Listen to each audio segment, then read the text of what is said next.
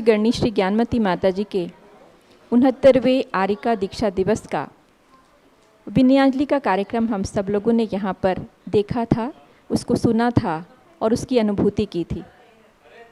आज का समय है जब आगे, जैसा कि पूज्य चंद्रामती माता जी के द्वारा आपको बताया गया है कि आपकी संस्कृत व्याकरण की परीक्षा होनी है। आज है 26 तारीख और परीक्षा का जो दिन है वो है 28 तारीख। 28 अप्रैल को 3:30 बजे आपकी संस्कृत व्याकरण की परीक्षा संपन्न होनी है। और जैसा पूज्य माता जी ने बताया था कि 2 दिन तक आपको आपकी संस्कृत व्याकरण की परीक्षा जो कि 28 अप्रैल को होनी है, 2 दिन तक आपको उसके बारे में रिवीजन कराने की बात पूज्य प्रज्ञाश्रम ने आरिका श्री चंद्रामती माता जी ने बताई थी। तो उसी क्रम में आज इस कक्षा को यहाँ पर प्रारंभ करते हैं। आज का कार्यक्रम रहेगा, सबसे पहले संस्कृत व्याकरण का थोड़ा सा रिवीजन करते हैं। उसके पश्चात पूज्य गणनी श्री ज्ञानमती माता जी की पूजन हम सब लोग संपन्न करेंगे। और आज का एक विशेष कार्यक्रम है श्रीमती शोभा पहाड़े श्री रामपुर, जिनको कि पूज्य गणनी श्री ज्ञानमती माता जी के करकमलों से आरिका दीक्षा ग्रहण करनी है। आगामी कुछ महीनों के पश्चात उनकी आज गोद भराई का कार्यक्रम यहाँ पर संपन्न होना है। उससे पूर्व वो अपने विचार यहाँ पर व्यक्त करेंगी। तो इस कार्यक्रम को आज हम यहाँ पर प्रारंभ करते हैं। व्याकरण के सूत्र अब तक जो पूज्य माता जी ने अध्ययन कराया है उनकी संख्या है 124। 60 सूत्रों की परीक्षा पहले संपन्न हो चुकी है। उसके पश्चात अब 61 नंबर के सूत्र से 124 नंबर के सूत्र तक परीक्षा आपको देनी है परसों के दिन। जैसा कि आपको पता है 20 क्वेश्चंस इस परीक्षा में आते हैं। तो 20 क्वेश्चन में सबके अंदर 4-4 ऑप्शंस हैं। तो सही ऑप्शन पर आपको उसमें मार्क करना रहता है। जो आपको फॉर्म मिलता है मोबाइल के माध्यम से, उसमें आपको मार्क करके और उसको सबमिट करना होता है। इस प्रकार से आप परीक्षा में भाग ले पाते हैं। स्कूल में, कॉलेजेस में जो परीक्षाएं होती हैं वो इसलिए कठिन होती हैं कि वहाँ पर पुस्तक आप परीक्षा के समय में नहीं रख पाते हैं अपने पास, परंतु यहाँ पर ये सुविधा होती है कि पुस्तक को देख कर के भी आप अपने आंसर कर सकते हैं।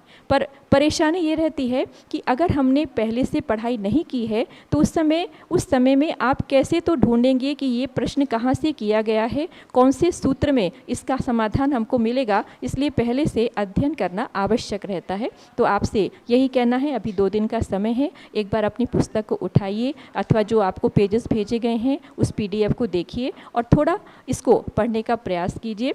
संस्कृत व्याकरण में मुख्य रूप से एक बात ये रहती है कि अगर आप इसको पढ़ने बैठेंगे तो थोड़ी देर बाद आपको समझ में भी नहीं आएगा और आपको रुचि भी नहीं लगेगी। तो इसके लिए कॉपी पेन को साथ में लेकर के बैठें और आप जो सूत्र लिखा है और उसके बाद उसका जो डिस्क्रिप्शन लिखा है उसको जब आप लिख कर के पढ़ेंगे तो बहुत जल्दी और बहुत ठीक प्रकार से समझ में आता है। और समझ में आता है कि जिसको हम बहुत कठिन समझते थे वो तो काफ़ी सरल हो गया है। इसको पढ़ने का यही तरीका रहता है कि आपको कॉपी पेन लेकर के इसको लिखना और लिख कर के समझना, तभी व्याकरण समझ में आ पाती है। ये अपना पर्सनल अनुभव भी मैंने यहाँ पर देखा, क्योंकि पहले बहुत कठिन लगता था कि माता जी ने क्या पढ़ाया, कुछ समझ नहीं आया। जब उसको लिख कर के अभ्यास किया तभी समझ में आया और तब वो बहुत सरल हो गया। तो आइए प्रारंभ करते हैं। पेज नंबर 16 पर 61 नंबर का सूत्र था। 2 प्रकार की संधि आपको 2 दिन के अंदर तैयार करनी है। एक है प्रकृति संधि और एक है व्यंजन संधि। प्रकृति संधि का मतलब क्या है?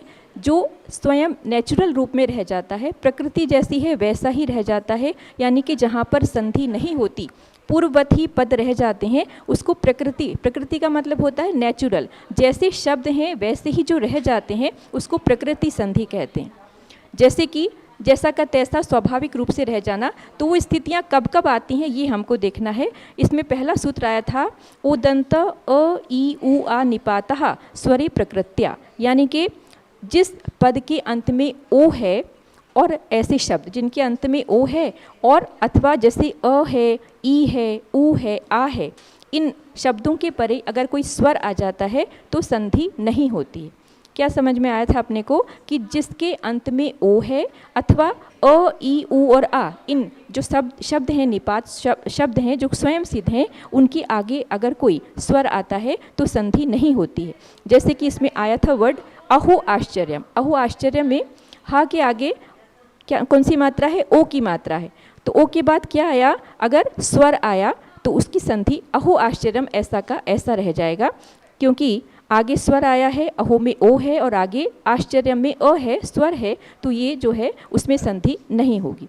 इसी प्रकार से एक और आया था द्विवचन मनव। द्विवचन मनव का मतलब है कि औ को छोड़कर अगर अन्य स्वर वाले द्विवचन पूर्व में आते हैं और आगे स्वर है तो भी संधि नहीं, क्योंकि यहाँ पर हमको बता ये रहे हैं कि कब कब संधि नहीं होकर के जैसे के जैसे शब्द और पद रह जाते हैं, उसकी बात हमको बताई जा रही है। तो अगर औ को छोड़कर, यानी कि औ के अतिरिक्त अन्य कोई स्वर हो और वो उनका द्विवचन हो, तो उस समय और आगे स्वर हो तो संधि नहीं होती। आप इसको लिख के देखेंगे तो बहुत आराम से समझ में आएगा आपको। जैसे कि हमको बताया गया था कवि प्लस एतव माले प्लस इमे। कवि प्लस एतव का मतलब हुआ था कवि जो है द्विवचन है, ब पे बड़ी की मात्रा लगी तो ये जो है द्विवचन है, कवि प्लस एतव। एतव में स्वर है तो ये जो है इनके अंदर औकार है नहीं, यहाँ पर ई की मात्रा है। तो इस प्रकार से औकार को छोड़कर अन्य स्वर के आगे अगर जो है स्वर आ जाता है तो भी संधि नहीं होती। तो कवि प्लस एतव इसी प्रकार से रह गया, माले प्लस इमे इसी प्रकार से रह गया। एक शब्द आया था मणि व दीनाम व 63 नंबर का सूत्र आया था। मणि के आगे अगर इव शब्द आता है, मणि जो है छोटी की मात्रा जो है वो उसका ओरिजिनल शब्द है और इसका द्विवचन होता है मणि, म पे बड़ी की मात्रा हो जाती है। मणि प्लस इव आया उसके बाद तो क्या हुआ, तो इसमें दो विकल्प होते हैं, मणि भी हो सकता है और मणि प्लस इव ऐसा भी रह सकता है। दोनों बातें हो सकती हैं, एक बार संधि हो भी सकती है और एक बार प्रकृति भाव भी रह सकता है। इस प्रकार से हमको पूज्य माता जी ने बताया था। क्योंकि सारे जो सूत्र हैं उनका रिवीजन करना तो संभव नहीं है, कुछ कुछ मैं ऐसे शब्द प्रयास कर रही हूँ लेने का जो कि जिसमें से जैसे कहते हैं ना इम्पॉर्टेंट होते हैं, तो इम्पॉर्टेंट को पहले बता दिया जाता है क्वेश्चन पेपर के द्वारा। तो कोशिश कर रही हूँ मैं कि ऐसे जो आने की जिनकी संभावना होती है, जो ज़्यादा पूछे जाते हैं, ऐसे प्रश्न अपन यहाँ पर डिस्कस कर लेते हैं। बाकी आपको जैसा कि पता है भारत गौरव नाम का यूट्यूब का एक चैनल बनाया गया है, उस पर आपको ये सारे के सारे ऑडियो प्रवचन जो पूज्य चन्नामती माता जी ने किए हैं हम सब लोगों के लिए वो उपलब्ध हैं। आप उस यूट्यूब चैनल को खोलेंगे भारत गौरव, तो उस पेज पर आपको सारे के सारी जो ऑडियोज़ हैं वो आपको प्राप्त हो जाएंगी।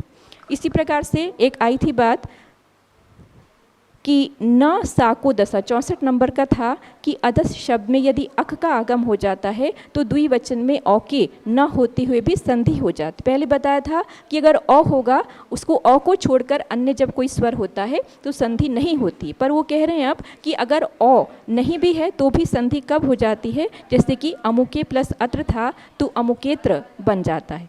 उसके बाद एक आया था सूत्र बहुवचन ममी। बहुवचन के अमी शब्द से पहले अगर स्वर आती है तो संधि नहीं होता। देखिए इसमें क्या है, बहुत सारी सिमिलर बातें आती हैं जो कि एक बार अगर पढ़ते हैं तो कुछ भी मस्तिष्क में नहीं रहेगा। तो आपको केवल लिख कर के उसको अभ्यास कर लेना है कि कब कब संधि होती है और कब कब नहीं होती है।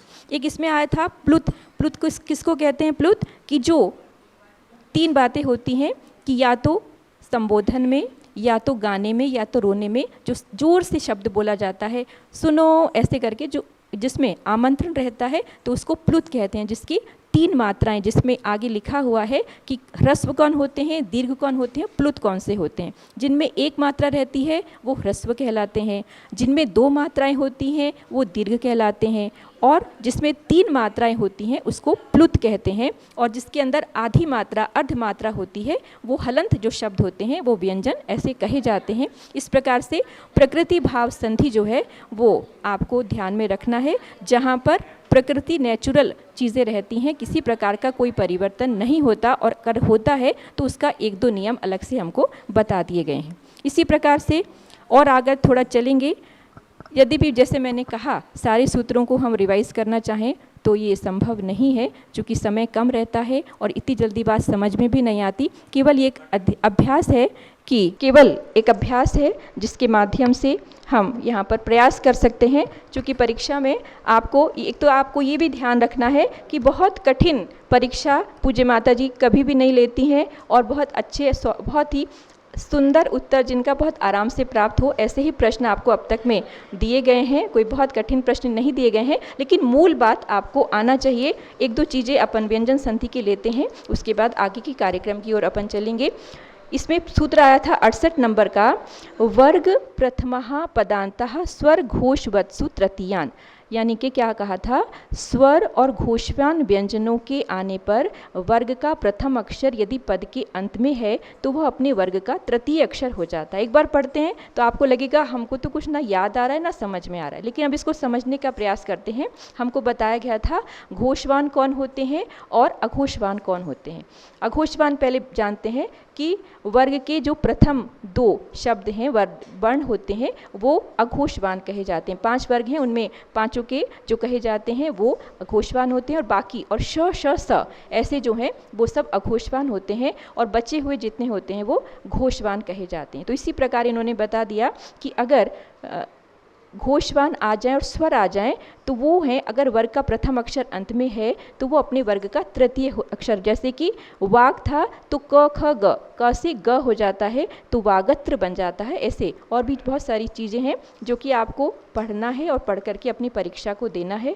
तो मैं समझती हूँ आपने इतने दिन अभ्यास किया है, और जो कि परीक्षा से पहले अच्छी तैयारी तभी होती है। तो आप लोग जो भारत गौरव जो पेज है उसके ऊपर उसमें सारे ऑडियो प्रवचन हैं, उनको आज से एक बार रिवाइज करना चालू कर दीजिए, ताकि परसों तक आप पूरे सूत्रों को समझ लें और कर लें।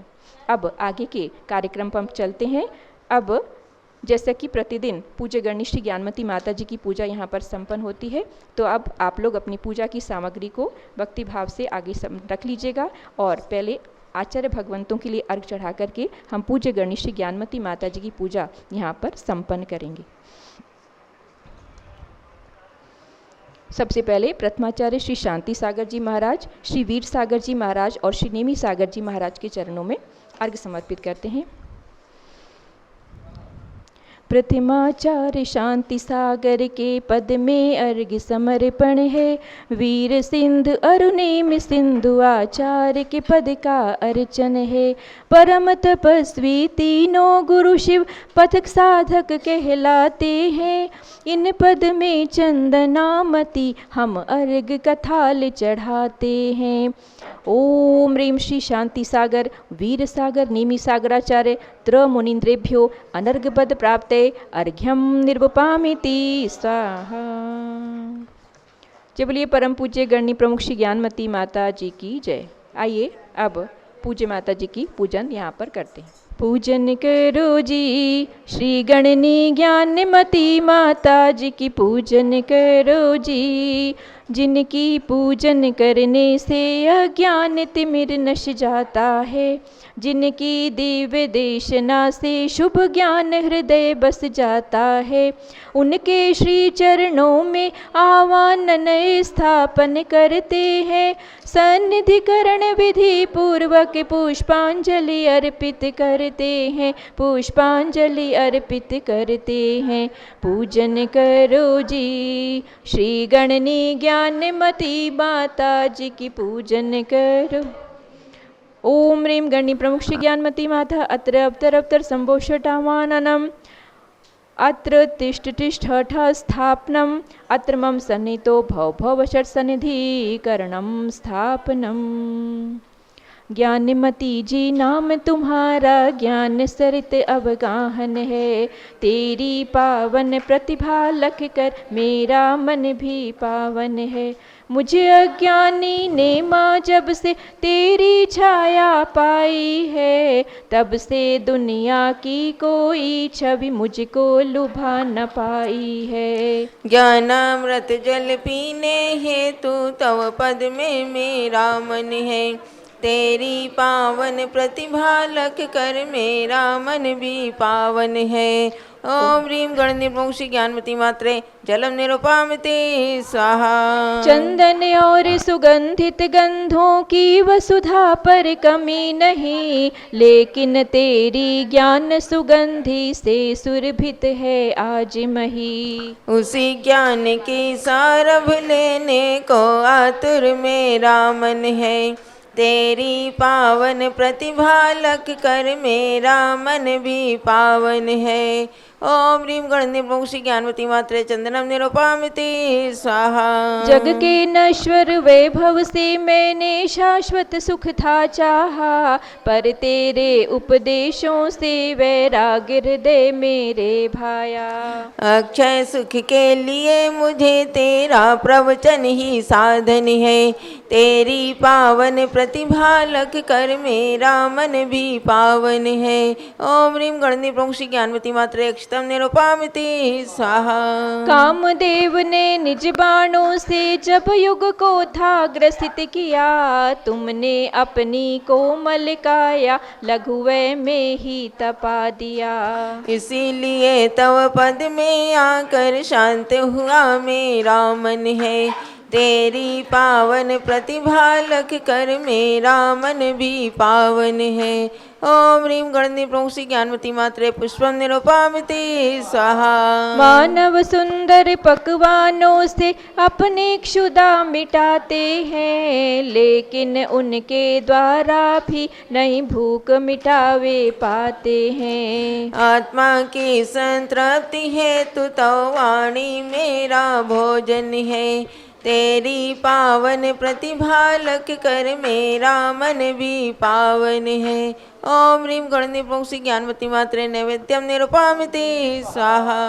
विद्युत के दीपों से जग ने ग्रह अंधेर मिटाया है, ज्ञान का दीपक लेकर तुमने अंतरंग चमकाया है। व्रत का दीपक लेकर माता हम करते तव प्रणमन है, तेरी पावन प्रतिभा लख कर मेरा मन भी पावन है। ओम ह्रीं गणनी प्रोक्षि ज्ञानवती मात्रे दीपम निरूपामिति स्वाहा। कर्मों ने ही अब तक मुझको यह भव भ्रमण कराया है, तुमने उन कर्मों से लड़कर त्याग मार्ग अपनाया है। धूप जला कर तेरे सम्मुख हम करते तव पूजन है, तेरी पावन प्रतिभा लख कर मेरा मन भी पावन है। ओम ह्रीं गणनी प्रोक्षि ज्ञानवती मात्रे धूपम निरूपामिति स्वाहा। कितने खट्टे मीठे फल को मैंने अब तक खाया है, तुमने माँ जिनवाणी का अनमोल ज्ञान फल खाया है। तव पूजन फल ज्ञान निधि मिल जावे यह मेरा मन है, तेरी पावन प्रतिभा लख कर मेरा मन भी पावन है। ओम ह्रीं गणनी प्रोक्षि ज्ञानवती मात्रे फलम निरूपामिति स्वाहा। पीछे कमंडल धारी माता नमन तुम्हें हम करते हैं, अष्ट द्रव्य का थाल सजाकर अर्घ्य समर्पण करते हैं। युग की पहली ज्ञानमती जी के चरणों में अभिवंदन है, तेरी पावन प्रतिभा लख कर मेरा मन भी पावन है। ओम ह्रीं गणनी प्रोक्षि ज्ञानवती मात्रे अर्घ्यम निरूपामिति स्वाहा। हे मातु ज्ञान गंग की पवित्र धार है, तेरे समक्ष गंगा की लहरें बेकार हैं। उस धार की कुछ बूंदों से जल धार में करूं, वह ज्ञान नीर मैं हृदय के पात्र में भरूं। शांत शांति धारा सद्वाद अनेकांत के उद्यान में माता, बहुविध के पुष्प खिले तेरे ज्ञान में माता। कतिपय उन्हीं पुष्पों से मैं पुष्पांजलि करूं, उस ज्ञान वाटिका में ज्ञान की कली बनूं। दिव्य पुष्पांजलि क्षिपे। संगीतमयी जयमाला।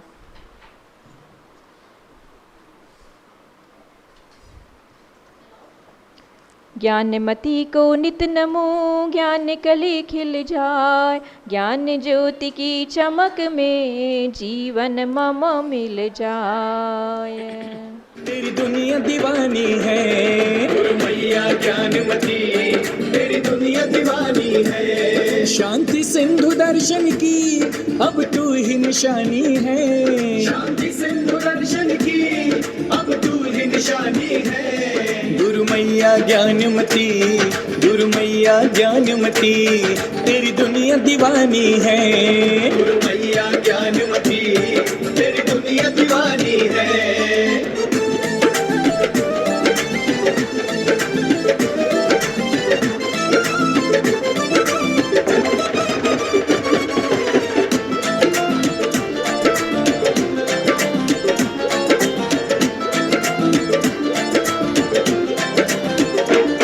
माता तू दया करना हम सब।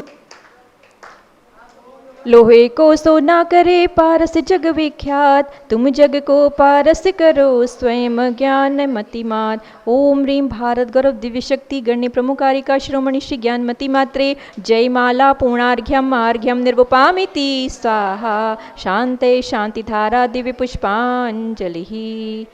एक अर्घ्य पूज्य चंद्रामती माता जी के लिए, उसके बाद शोभा जी का वक्तव्य। जल से लेकर फल तक वसुद्रव्य का थाल सजाते हैं, प्रज्ञा श्रमणी चंदनामती जी को हर्षित अर्घ्य चढ़ाते हैं।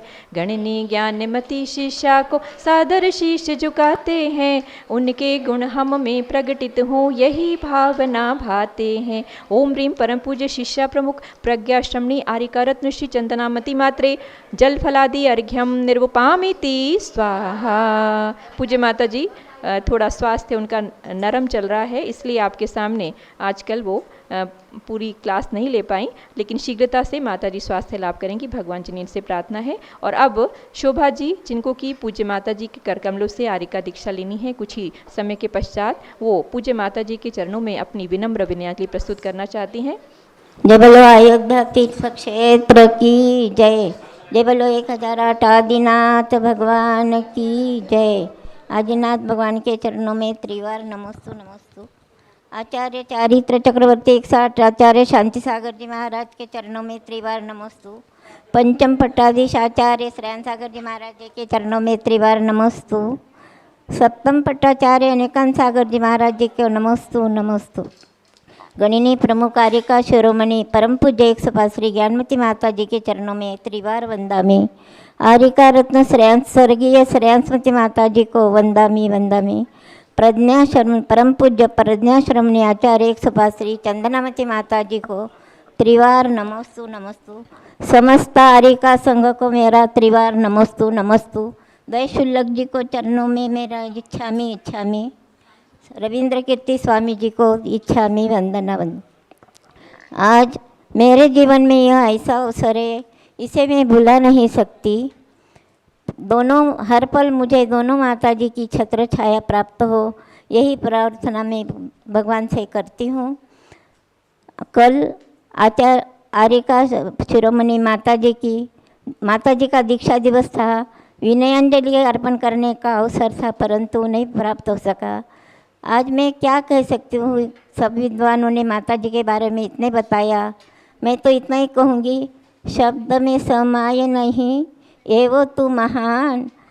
केम करी गऊ माता तेरा गुणगान, केम करी गऊ माता तेरा गुणगान।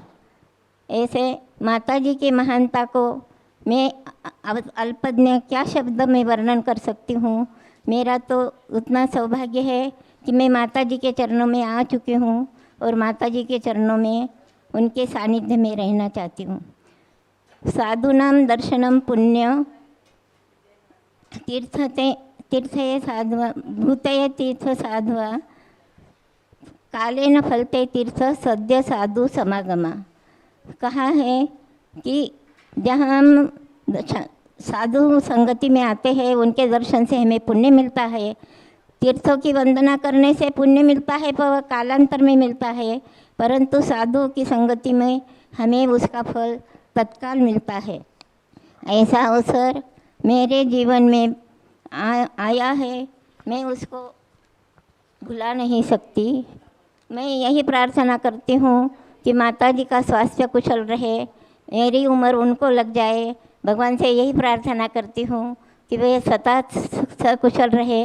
माता जी ने इतना कष्ट सहन करके आज तक इतना धर्म को चलाया, धर्म को निभाया। हम तो उनकी छत्र छाया में आराम से रहेंगे। उन्होंने जितना कष्ट सहन किया उतना तो हमें कुछ भी नहीं मिलना है। सीने से लगा लो माता जी, मेरा जीवन सफल कर दो। तेरा हाथ रहे मेरे सर पर, खुशियों से मन भर दो, सीने से लगा लो माता जी, मेरा जीवन सफल कर दो। रखो हाथ मेरे सर पर, खुशियों से मन भर दो, तुम ममता की मूरत है भगवान।